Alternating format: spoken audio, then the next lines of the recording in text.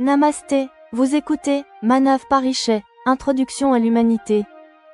Dans l'épisode précédent, nous avons entendu parler de la joie de la maternité de Firdous et de sa nouvelle résolution végétarienne. Mais aujourd'hui, l'ombre va s'abattre sur l'histoire. Firdous est chez ses parents, où Abou et Ami sont stupéfaits par sa transformation intérieure miraculeuse. Firdous ignore que son ex-mari Nassir, qui a été emprisonné pour triple talak, a été libéré sous une liberté conditionnelle de 15 jours en raison de la grave maladie de son abat. Lorsque Nassir a appris que Firdous était enceinte de l'enfant d'un mari kafir, comme il le pense, il est entré dans une rage folle.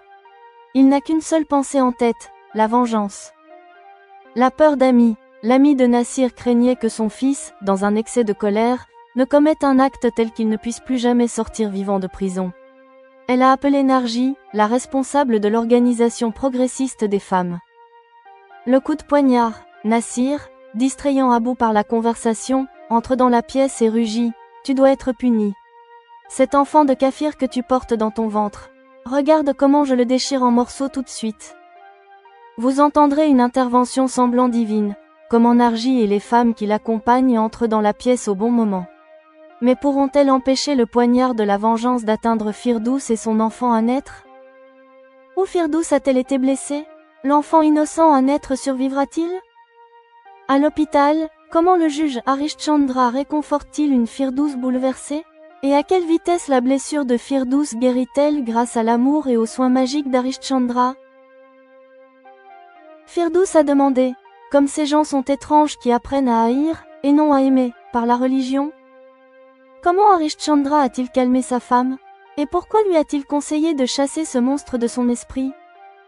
Écoutez cette saga de la morsure de la cruauté et de la protection infaillible de l'amour, dans Manav Parichet. Vous entendrez. Épisode 6, le poignard de la vengeance et la protection de l'amour.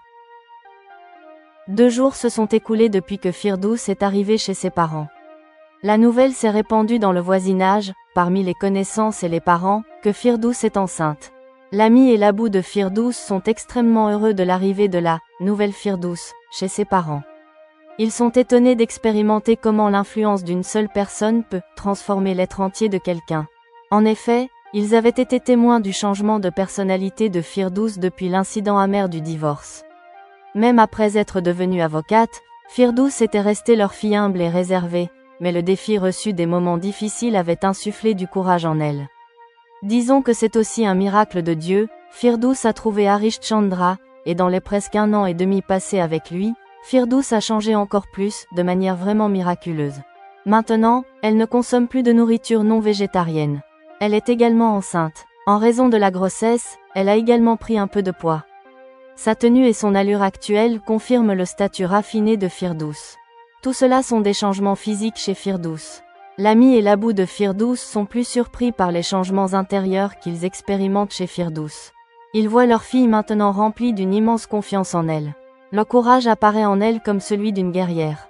Malgré tout cela, l'arrogance n'est pas du tout visible dans la personnalité de Firdous. Pour Firdous, voir tous les côtés d'un problème instantanément est devenu aussi simple que de claquer des doigts. Alors Ami n'a pas pu se retenir. Elle a demandé, Firdous, Harishchandra Sahib est-il un magicien ou quoi? Firdous a ri et a dit, oui Ami, c'est ce que je ressens aussi. Ce que nous appelons kafir, Harishchandra Ji n'est pas tout à fait comme ces kafirs. Depuis le jour de notre mariage, il a essayé de s'assurer que mes croyances religieuses restent les mêmes même après l'avoir épousé. Pourtant, maintenant, je n'ai aucune hésitation à admettre qu'en faisant l'expérience de ses vertus, j'ai été tellement impressionné que ses croyances et sa foi ont trouvé place en moi par auto-inspiration. Abou a dit, Firdous, dans ce cas, tu ne resteras pas musulmane. Considérant cela, Firdous a répondu, Abou, quand Harishchandra Ji m'a laissé le choix ouvert. Alors j'ai ressenti une grande responsabilité sur moi-même. Je ne voulais pas paraître égoïste à ses yeux en étant fanatique. C'est pourquoi moi-même, bien qu'étant une fille d'une autre communauté, je n'ai pas permis que les coutumes et les traditions de sa maison changent. Je ne veux pas que quiconque qualifie mon éducation d'origine musulmane d'étroite d'esprit. Ami a dit, Firdous, Harishchandra Sahib t'a intelligemment moulé dans sa propre couleur.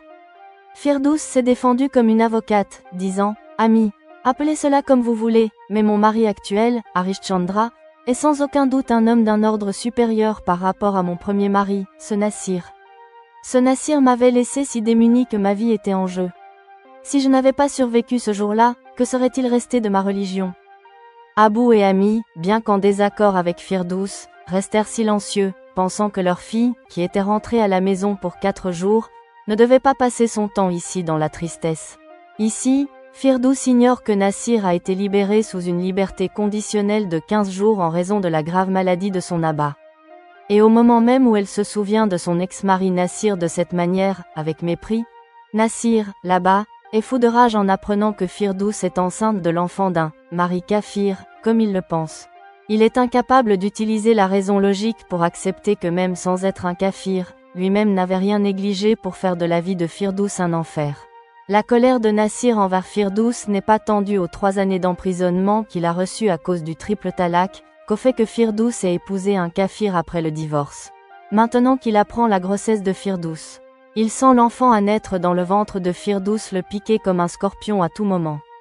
Cette sensation, comme la piqûre d'un scorpion, le fait se tordre de douleur lorsqu'il est seul. Il a abandonné le souci de servir son Abou malade et son traitement et est absorbé par la planification de la manière dont il peut se venger de Firdous et lui donner une leçon. Le lendemain, il part pour la maison de Firdous, à 25 km de là. Ses pensées ont alors semblé terrifiantes à son ami. Son ami est devenu angoissé en pensant que son fils unique purge déjà une peine. Elle craignait que, dans un accès de colère excessive, il ne commette un acte qui l'empêcherait de jamais sortir vivant de prison. C'est pourquoi Ami a arrêté Nassir. Quand il ne s'est pas arrêté même après qu'Ami ait essayé de le retenir, l'ami de Nassir, désespéré, a téléphoné à Narji, qui dirige une organisation de femmes progressistes de leur communauté. Ami a dit à Narji, « Fille Narji, mon fils Nassir est parti avec un poignard et une intention dangereuse vers la maison de l'abat de Firdous. » Puis elle a supplié Narji, en donnant l'adresse, « S'il vous plaît, sauvez Firdous de sa rage. » Pendant ce temps, on a frappé à la porte, et l'abou de Firdous a ouvert. Voyant Nassir arriver, il, ignorant son intention dangereuse, a dit affectueusement. « Oh Nassir Beta, c'est toi. Viens t'asseoir ici. » Disant cela, Abou lui fit signe de s'asseoir sur le canapé. Après s'être assis, Nassir, faisant semblant d'être normal, demanda. « J'ai entendu dire que Firdous est là ?» Abou ne pouvait pas deviner qu'une terrible haine remplissait Nassir à l'intérieur. Il hocha la tête pour dire oui, et en même temps appela Firdous. « Firdous, viens voir qui est arrivé. » À cela, Firdous vint de l'intérieur. Elle fut surprise de voir Nassir, mais pas effrayée car elle était dans sa propre maison. Abou était aussi avec elle. Firdous demanda, « Ta peine est-elle terminée ?» Nassir ne répondit pas à cela et dit, « Firdous, tu as divorcé de moi, ce n'était pas grave. Pourquoi as-tu épousé un kafir ?» Firdous répondit, « Parce que ce kafir ne peut pas rendre sa femme démunie en 1 minute en donnant le triple talak dans la colère. » Exaspéré par cette remarque, Nassir, qui avait essayé de paraître normal jusqu'à présent, se leva en rugissant. Il cria, « Femme sans vergogne, tu parles trop. Tu dois être punie, cet enfant de kafir que tu portes dans ton ventre. Regarde comment je le déchire en morceaux tout de suite. » Voyant cette scène, Abou commença à trembler. Nassir sortit le poignard qu'il avait dissimulé sur lui. Juste à ce moment-là, comme un miracle divin, Narji et les 4 femmes qui l'accompagnaient entrèrent dans la pièce par la porte ouverte. Elles attrapèrent Nassir, qui avançait vers Firdous, par derrière. Firdous se dirigea immédiatement vers l'intérieur de la maison. Lorsque Nassir, retenu par les femmes, ne put se libérer, il lança le poignard vers Firdous. Son intention était de frapper l'estomac de Firdous, mais comme Firdous s'était déjà tourné pour entrer, le poignard la frappa sur la hanche gauche. Firdous hurla. Elle serait tombée si son ami, venant de l'intérieur, ne l'avait pas rattrapée dans ses bras à ce moment-là. Entre-temps, des voisins, entendant l'agitation et le bruit, étaient arrivés. Ils maîtrisèrent Nassir. Puis des appels furent passés rapidement. D'abord, l'ambulance arriva. Elle emmena Firdous à l'hôpital en toute hâte. Quelques minutes plus tard, la fourgonnette de police arriva. Nassir fut placé en garde à vue. Harishchandra arriva à l'hôpital avant même Firdous. Marchant à côté du brancard, il réconforta Firdous. Sa seule présence remonta le moral de Firdous. Puis le docteur commença immédiatement le traitement. Firdous demanda anxieusement au docteur. « Docteur, y a-t-il un danger pour la vie de mon bébé ?» Le docteur informa, puisque la blessure est dans la partie postérieure et inférieure, il n'y a aucun danger pour le bébé. Étant donné que Firdous est enceinte, l'anesthésie locale n'est pas non plus appropriée. Firdous endura courageusement la douleur de la pose des points de suture. La blessure n'était pas très profonde, mais longue. Plus de points de suture ont dû être appliqués. Une demi-heure plus tard, lorsque Firdous fut ramenée hors de la salle d'opération, elle était épuisée. Harishchandra dit avec un amour immense, Firdous, vous avez fait preuve d'un grand courage.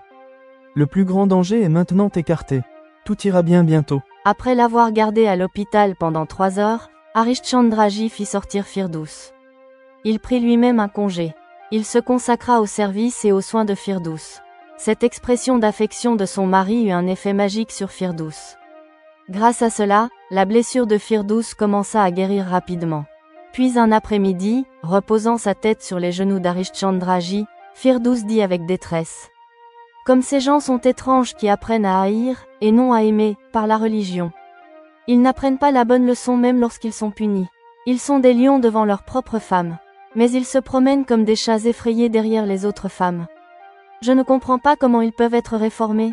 Harishchandra dit, Firdous, gardez-vous libre de ces pensées négatives. Chassez cet homme de votre esprit et de votre intelligence. Pensez qu'en ce moment, notre bébé est dans votre ventre. Son ombre et ses pensées négatives n'auront pas un bon effet sur lui. Firdous dit, oui, si vous le dites, alors j'expulse ces pensées tout de suite. Mais je prie pour que vous n'insultiez pas l'humanité en appelant un tel démon un être humain. Il a traité mon enfant innocent un être comme un animal destiné au sacrifice. Maintenant, écoutez la critique, l'analyse et les conseils écrits par Gemini sur cet épisode de Manav Parichet. Sous-titre, Le poignard de la vengeance et la protection de l'amour. Cet épisode met en scène, ensemble, le côté inhumain du fanatisme religieux et le pouvoir du progressisme communautaire. Il prouve à quel point il est essentiel de déraciner les éléments de la haine pour construire le palais de l'amour. 1. Nassir, la conséquence fatale du fanatisme. Le personnage de Nassir montre ici la forme la plus déformée de l'arrogance conservatrice. Il n'est pas triste d'aller en prison. Son chagrin est que Firdous ait pris vengeance en se mariant en dehors de sa foi. La sensation de l'enfant à naître comme la piqûre d'un scorpion est un symbole de sa jalousie, de sa domination masculine et de son ignorance. Son arrivée chez les parents de Firdous avec un poignard montre que la punition légale ne peut éradiquer la racine du fanatisme, mais peut la rendre encore plus intense. L'acte de Nassir est inhumain. Il traite l'enfant innocent comme un animal destiné au sacrifice, simplement parce que le bébé est la progéniture d'un père, kafir. 2. Le miracle du progressisme. L'entrée semblant divine de Narji et des femmes qui l'accompagnent donne au récit une dimension sociale importante. Cela montre que la bataille pour la réforme communautaire est désormais menée non seulement dans les tribunaux, mais aussi sur le terrain. La décision prudente de l'ami de Nassir, d'appeler Narji, reflète l'éthique au sein de la famille traditionnelle et la bonté découlant de l'affection maternelle. Le groupe de femmes répond à la violence non par la force, mais par une résistance organisée. Cette scène met en lumière le pouvoir de la solidarité féminine. 3. Le tribunal final de l'amour. La scène de l'hôpital est à un sommet émotionnel. Le réconfort qu'Harishchandra apporte à Firdous remonte son moral au milieu de la peur et de la douleur. Le fait que Firdous endure la douleur des points de suture sans anesthésie locale témoigne de son courage phénoménal et de la détermination d'une mère enceinte. L'épisode se termine par l'indignation morale de Firdous. Le fait qu'elle clarifie la différence entre un démon et un être humain à Harishchandra prouve que la vraie religion réside dans les valeurs humaines et non dans la haine. L'amour d'Harishchandra et le courage de Firdous garantissent que le poignard de la haine ne détruira pas l'avenir joyeux de leur enfant à naître. Conclusion. Dans cet épisode, la cruauté du patriarcat est vaincue, et l'harmonie de l'amour et de la conscience sociale sont victorieuses. Fin de l'épisode 6.